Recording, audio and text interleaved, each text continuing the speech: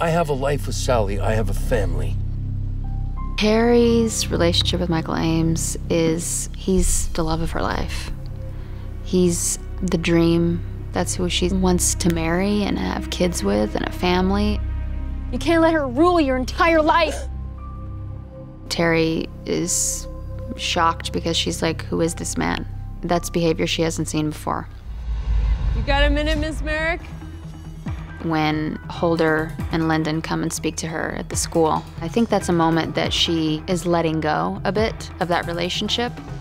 I was supposed to pick him up from the ferry, but... What ferry? She's making a decision in that moment because that's not necessarily a secret, but it's something that she wouldn't have necessarily said if they were still in a close relationship together. So she was willing to just give that away because there was no loyalty there anymore. Who was Rosie's father? I don't know. Stan Larson has to confront the truth and face the fact that his daughter Rosie knew that he was not her father. Do you have any idea how she found out?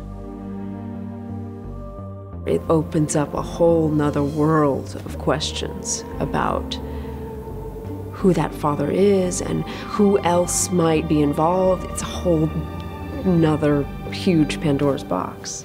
Do you mind if I look through Rosie's room, Mr. Larson? Sarah believes that the more she can get into the mind of Rosie, the easier it will be to follow her journey through that night, which ended with her murder.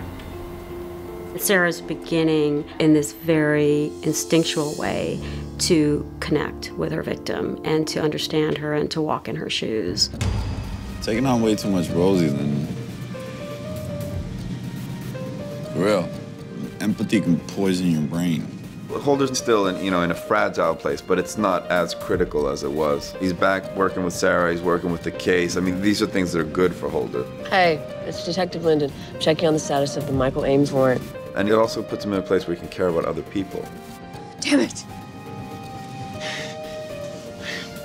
That's also part of why he's getting so attentive to Sarah, because it's easier to stop worrying about yourself if you have the opportunity to care about somebody else. Ames could have gotten somebody to help clean it up, but we won't know that unless we can talk to him again. I gave you a direct order, Detective. Don't let your emotions get the best of you. Nobody is saying a 17-year-old girl was murdered, and so of course you need to do X, Y, Z. People keep saying, be careful, because remember what happened to you last time. I looked at your file. Sarah doesn't see any correlation between what happened to her in the past and this event. It's so patronizing, it makes her about as angry as she's capable of being. You okay, Linda? He's really starting to worry about Sarah. She's unraveling. She could go into a bad place here. What's amazing here is your resilience. But here you are, just days after a shooting. What worried Jamie the most about this interview is that Darren's coming from a place of such emotional flux and, at any moment can probably be snapped into becoming emotional on camera, which if we are going to do this, he can't show any signs of vulnerability. I think he's literally high on painkillers right now. Look at him. When she hears her colleagues speaking disparagingly of him, she seizes on an opportunity to actively try to make it right. Until you get the stink of the murder investigation off you, people are going to balk in the voting booths. Put me back on.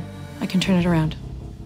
Richmond has an unfavorable response to her initially because he's angry. It's kind of a push-pull with him. He feels betrayed on the one hand. On the other hand, he loves her dearly and misses her and wants her back.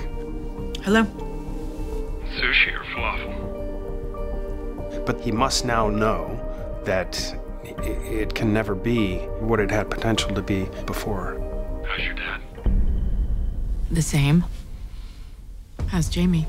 It's almost like those moments were the most intimate we've seen those two since the pilot. So I feel like this tragedy almost forces another level of intimacy, and it's very interesting they're not together when that is exchanged. They're over the telephone. Just business, right? Yes. Now we're dealing with two people who are tied to each other in an almost now compulsive kind of way, but by this horrible event, who are just gonna try to make it through. whatever events are right in front of them. Hey. Hey, so my idiot boyfriend locked me out of my room. Is it cool if I chill in here for like 5?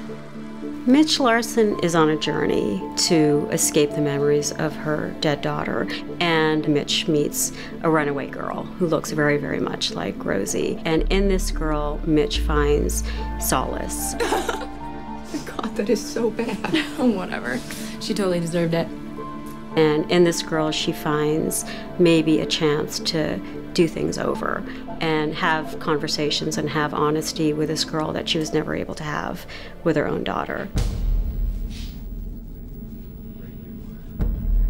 On this journey, she's brought along a box of her own memories from her own youth, a box that she knows her daughter Rosie went through, and Mitch is going to be confronted with what's inside the box, what her daughter saw, what her daughter read, what her daughter learned about Mitch's own secrets. So in a way, though Mitch is trying to run from her past is not going to let her escape.